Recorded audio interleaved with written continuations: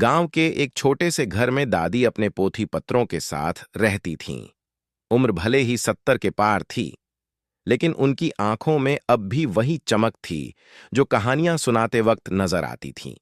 उनके पास एक पुरानी लकड़ी की संदूक थी, जिसमें कई पीढ़ियों से चली आ रही पोथियां और हस्तलिखित किताबें रखी थीं। उन पोथियों में न जाने कितनी कहानियां, जीवन के अनुभव, लोक कथाएं और नीतियां भरी पड़ी थीं। रवि, उनका पोता, गर्मियों की छुट्टियों में गांव आया। मोबाइल और टीवी की दुनिया में उलझा हुआ रवि गांव की सादगी से थोड़ा बोर हो रहा था। एक दिन बिजली चली गई और नेट बंद हो गया। दादी ने मौका देखकर रवि को पास बुलाया और कहा, आ, आज मैं तुझे एक खास कहानी सुनाती हूं जो इस पोथी में लिखी है।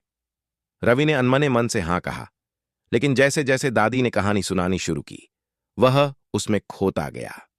वह कहानी एक छोटे से किसान की थी, जिसने मेहनत, सच्चाई और समझदारी से अपना जीवन बदला। कहानी में रोमांच भी था, शिक्षा भी और जीवन की सच्चाई भी। रवि ने पहली बार महसूस किया कि दादी की पोथियां सिर्फ कागजों का ढेर नहीं थीं। वे असल में अनुभवों और ज्ञान का खजाना थीं। हर दिन दादी एक नई कहानी सुनाती और रवि ध्यान से सुनता, सवाल पूछता। दादी ने धीरे धीरे रवि को पोथियां पढ़ना भी सिखाया। उसमें संस्कृत के श्लोक, नीति कथाएं, लोकगीत और कुछ पारिवारिक इतिहास तक दर्ज था। एक दिन रवि ने दादी से पूछा, दादी, आप इन पोथियों को इतना क्यों संभाल कर रखती हो? दादी मुस्कुराईं और बोलीं, बेटा, ये पोथियां हमारे संस्कारों की नींव हैं। इनमें हमारी जड़ें हैं, और जब तक जड़ें मजबूत हैं, पेड़ कभी नहीं सूखेगा। वो गर्मियां बीत गईं, लेकिन रवि अब पहले जैसा नहीं रहा।